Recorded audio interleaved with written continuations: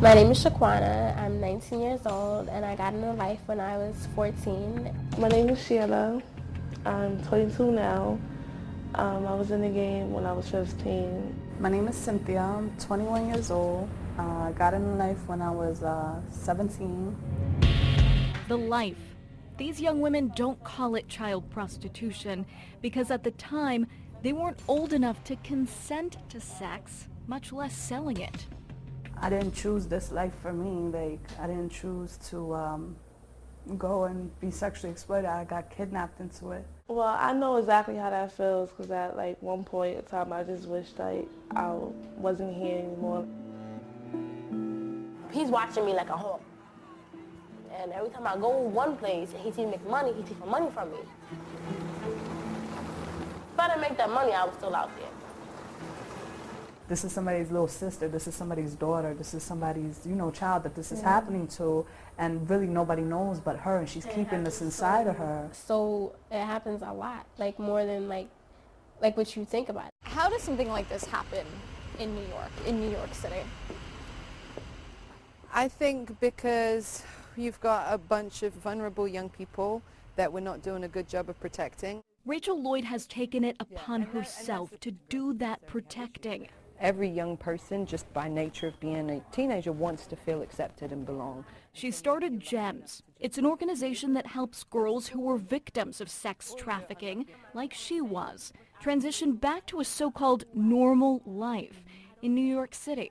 People, when they think about sex trafficking of girls, they think about it happening in Thailand or the Ukraine, and yet it's happening on 42nd Street. It's happening in just about every neighborhood that you could name. It's American children who are being sold on our streets. Sometimes a few blocks away from where we live or where we work is really critical for people to understand. Even in the middle of the bustle of New York City streets, girls like these tell me they worked right around here, right near Times Square, for their pimps instead of going to school. They know you're young, they know it's easy to confuse you and say, things that would scare you, so they take advantage. They use that to their benefit. Even though you get arrested, they know that you're not 25. I'm 15, you could tell that I'm 15, Even as preteens, these girls are arrested. They are jailed. They are treated not as victims, but as criminals. In 10 years, 15 years, we will be looking back saying, really? We used to arrest girls who were trafficking victims? Like, what? I would hope that that's the place that we get to, right? That it seems ludicrous. Like, you don't arrest domestic violence victims. You don't arrest rape victims, right? You don't arrest victims. And now they don't in New York. Because of Rachel's work, the Safe Harbor Act is now on the books. So instead of getting locked up, these girls go to GEMS to get housing and help while on their road to recovery. Are you still tempted sometimes? Do you think the recovery process is ever over?